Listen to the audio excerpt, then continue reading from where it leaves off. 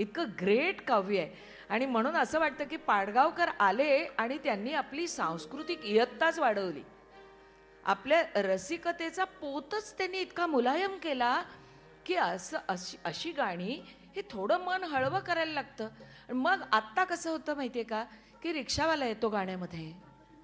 शीला मुन्नी तर केव्हाच आल्या, जुन्या पण झाल्या बिचाऱ्या. पण मग असं काहीतरी यायला लागतं आणि इतका ढणढणाट सुरू होतो संगीताचा की त्यात शब्द हरवायला लागतात. मुळात ते असतात का, असले तर त्यांना वजन असतं का भावनेचं, असे विचार करायची वेळ येते. आणि मग वाटतं की ते हळवं भावगीत गेलं कुठे, ज्यांनी आपली सांस्कृतिक इयत्ता इथपर्यंत आणून ठेवली. असो, आज नाही विचार करायचा प्रश्न. मस्त लावणी ऐकूया. गदी माडगुळकरांची जन्मशताब्दी आहे. संत पंत आणि तंत यांच्या गाण्यातलं सत्व ज्यांच्या शब्दामध्ये उतरलं ते आधुनिक वाल्मिकी गदिमा शब्दातलं औचित्य न सांडता कसं घमघमतं शृंगारिक लिहू शकतात. त्याचं उत्तम उदाहरण म्हणजे फडच सांभाळ तुऱ्याला, पण नुसती नाही ऐकायची गाड्या लावणी, त्याच्याबरोबर तोडा झालाच पाहिजे.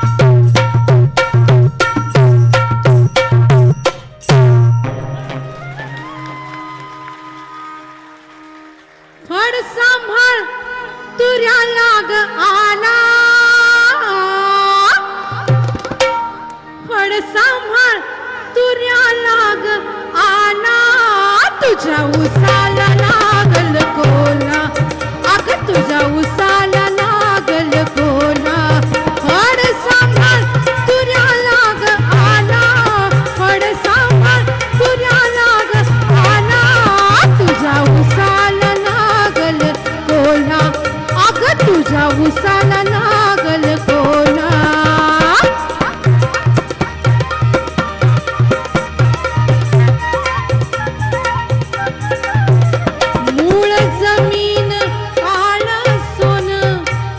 नमकीत रुजल बियाण, तुझा ऊस वाढला जो मान, तुझा ऊस वाढला जो मान, घाटा घाटान उभारी थरली, पेरा पेरात साखर भरली, आई वाढीस जागा उरली, रंग पानांचा हिरवा ओला, रंग पानांचा हिरवा ओला, तुझ्या उसाला लागल कोला, अग तुझ्या उसाला लागल कोला.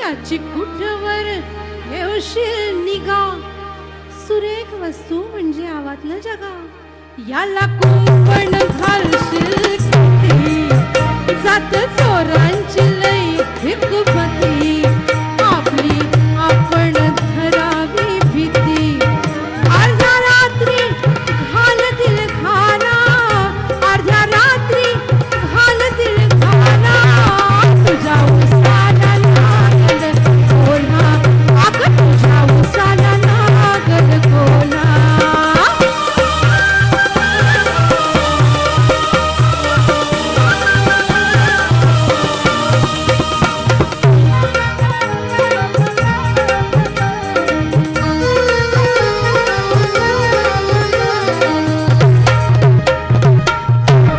तुला पदरच सांगत नाही, काल ऐकू आली कोणी कुई, वाढ भरल्या बिगर काही ढेकर येत नाही, साऱ्या रात्री राहीन कोण जाग, नको